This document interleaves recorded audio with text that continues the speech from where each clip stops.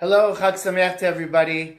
We are preparing for Shavuot. Shavuot is Chag Matan Torah. It is the day of the giving of the Torah. And when Israel received the Torah, there was something really, really dramatic that happened. The Torah hints to it in 3 words, but those 3 words are crucial and give us probably a vital message, one of the most vital messages about why Chag Shavuot is one of the Shalosh Regalim, one of the 3 main holidays in Judaism, and why it's so important to celebrate year in, year out. Specifically, why do we dedicate the night of Shavuot to Leil Tikkun Shavuot, to learning Torah?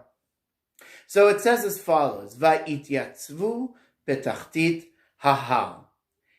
And they gathered and they stood in the nethers of the mountains, underneath the mountain. It's a very, very strange verse. And the Talmud, quoting the Midrash, goes into explaining exactly what happened during that scenario. So Har Sinai, Mount Sinai, was actually one of the smaller mountains in the region. However, it was a mountain or a hill. Nonetheless, anybody who's been to Israel and climbed up a hill called a Har, it's mountainous in the area because the surrounding area is usually flat. And even if you ascend a small hill, not necessarily a grand mountain like Mount Everest or Kilimanjaro, but even a small hill, you can see tens of kilometers around you and it has strategic advantage. Therefore, it's called a Har. And imagine that the mountain was completely lifted in the air, and all of Israel were underneath the mountain. And so that's the image that Rav Avdimi Bar Chama Bar Chasa describes to us, quoted in the Talmud. And he says as follows, Melamed shekafa hakadosh baruch hu alehem et ahar kegigit. This teaches us that Hashem essentially coerced Israel with the mountain, hovering it over their heads like a pail, like a bucket. I remember when I was a little kid and we used to play around in the backyard, and sometimes there was a flower pot, and usually under the flower pot there was interesting things hiding underneath the flower pot. So one of the times I lifted up the flower pot, and underneath were thousands and thousands of ants. Imagine all these ants, scurrying around. And there's this flower pot on top, and you have the power in that moment to chas v'shalom squash the ants, or to place it down nicely and to let them continue crawling around. Not that Israel is analogous to ants, but you can imagine the imagery of a mountain hovering over their heads. And Hashem said as follows, Ve'amar lahem, continuing the Midrash, Hashem told him, Im atem mekablim haTorah, if you accept the Torah, mutav, great. Ve'im lav, and if not, sham teheh kvuratchem, that will be your grave. There are 2 main questions I'd like to address, which are very puzzling with this Midrash. One, why did Hashem coerce Israel into accepting the Torah, especially if Israel is famous for saying the words Na'aseh Venishma, we shall do and we shall learn, accepting the Torah fully in Parashat Mishpatim? So why does he have to coerce them when we already accepted it? That's one question. Second question is a very, almost a nuance, a grammatical nuance, but a very important one. Why does it say in the Midrash, Sham teheh kvuratchem, there will be your grave, and it doesn't say, Kan teheh kvuratchem, here will be your grave? After all, in the image that we described, there's a mountain hovering over their heads, and if it squashes them, their grave will be right then and there under the mountain. Why does it say there, referring to a different location altogether? It's very puzzling. So to answer the first question, there's a great quote, a great concept from one of the great teachers of our time, Rav Yosef Dov Soloveitchik, Zichrono Livracha. And he writes the book, The Man of Faith, Ish HaEmunah. And he describes there's 2 different types of people. There's the halachic person halachic man, there's the covenantal man. There's a person who is accepting the Torah as a covenant. And he says as follows, that lefi anireh, according to what I see and what I understand, that Hashem actually wants from the kihila, from the community, shtei hitchayvuyot, two obligations, two sets of obligations from Israel to Hashem. One is in general, to accept the will of Hashem, Ratzon Hashem. And the second is the acceptance of every single law. And he says the first one, to accept the will of God, that's what Israel said, Naaseh Venishma to. When Israel said, we will do, and only afterwards we will understand, it's referring to Ratzon Hashem. Hashem, if you want us to do things in the Torah, if you want us for our will to be your will, we fully accept that 100%. We don't need to be coerced into that. When it comes to the mitzvot, though, that's what Hashem coerced them into doing without even asking them, without even giving them the opportunity to accept it or reject it. Because it talks about the covenantal man, the brit, the covenant that binds us, the covenant of Sinai, that binds us to the Torah, that binds us to Hashem. And that is something that a person who feels the covenantal selves, they have to essentially bow their will to God's will. You're not free to accept or reject it. It is something that is innate, that essentially makes man have that obligation to Hashem.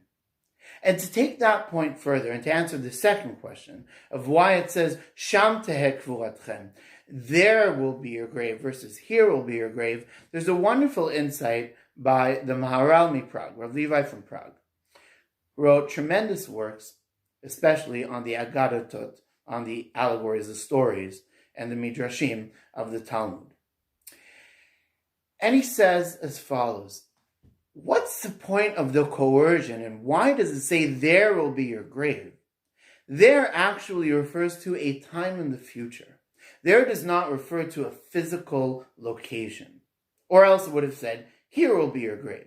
That Hashem's, the mountain's hovering over their head, and if chas v'shalom, you don't accept my Torah, your grave will be right here and now. But he says that's not what the Torah is saying. The Torah is saying that Hashem was making a statement.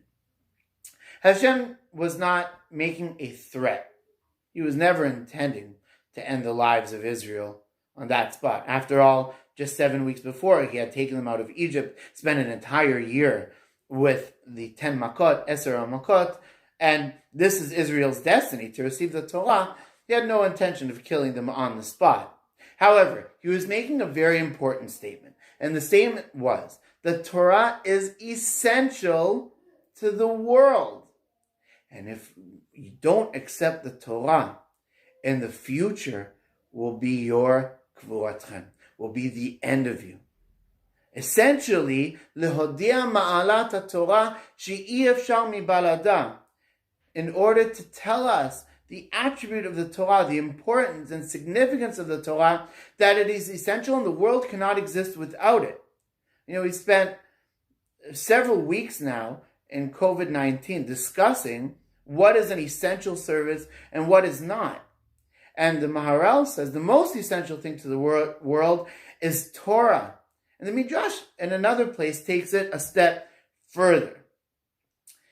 It says, Vayi'erev vayivoker yom hashishi, every single day of creation. It says there was night and there was day 1, day 2, day 3, day 4. But it just says yom chamishi, meaning in general, day 5, not the 5th day. However, when it comes to yom hashishi, it doesn't say day 6, yom shishi. It uses the prefix of hey, ha, which means the, referring to the 6th day. And Rabbi Yossi on the spot, in the Talmud, Masechet Shabbat, asked, why is it what 6th are they referring to? And he says it's referring to the 6th of Sivan, the 6th day of Sivan, which is the date of Shavuot, which is very interestingly not mentioned in the Torah at all. It's mentioned as the 50th day from Pesach, but the 6th of Sivan is the date of receiving the Torah, and therefore the creation of the world essentially is on hold, is going to exist on condition that Israel receive the Torah on the 6th of Sivan. So for 2,000 years, the world was pending. And why was the Torah so essential to the world that the Maharal says it couldn't be up to Israel's will? It had to be that they were coerced into it. They were forced into accepting the Torah because it couldn't be dependent on their will. Why was the world pending until Israel received the Torah? So the Midrash teaches us that Hashem, when he created the world, he beat be'oraita uvara alma. He looked into the Torah and he created the world. The Torah is the blueprint of the world. It's also the spirituality that sustains the world. When we learn Torah, it is not merely learning the spiritual manual of how to perform the mitzvot. And as Rav Soloveitchik suggests, there is this binding aspect of being part and parcel of Hashem's will, being covenantal man, if you will, covenantal people that we are, that have that essential connection to Hashem. It is not just, the Torah is not just about the evolution of how the nation of Israel was created, ultimately settling in the land of Israel and building the Beit HaMikdash. Learning Torah is our direct connection to God, to the spiritual energy that sustains the world. And it may be a difficult concept to understand, but maybe let's look at it from a micro perspective. Think of a loved one. Think of somebody you know who is dear to you, who passed away. What do we remember? Do we remember their physical qualities, physique, how they vacationed, how much money they had? Or do we remember their qualities, the values that they embodied and taught, the legacy that they left in this world? Their spiritual side, their neshama, not their body. When a neshama leaves the body no longer is living in this world. Similarly, the Torah is the neshama of the world, and the Jewish people are tasked with the responsibility and the honor of sustaining Torah in the world. That is why Shavuot is one of the most foundational holidays in the Jewish calendar. Pesach was important. It took us out of Egypt. But Shavuot is the goal of the Exodus.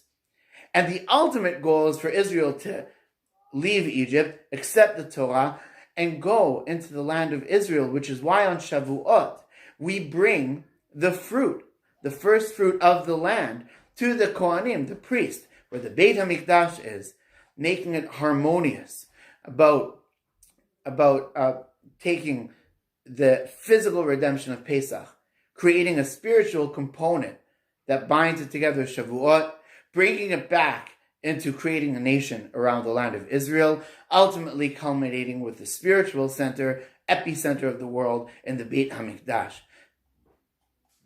And so being coerced is not necessarily against Israel's will. It's a statement. The Torah is essential to the world's existence and is not dependent on Israel if they choose the Torah or not. It is an essential component to sustaining the world. And on Shavuot, the anniversary of receiving Torah at Har Sinai, we reaffirm this claim by spending all night learning Torah, even if it's part of the night. It doesn't matter what we learn, just the act of learning itself, their spiritual connection, and our work, our avodah, on Shavuot. Chag Sameach.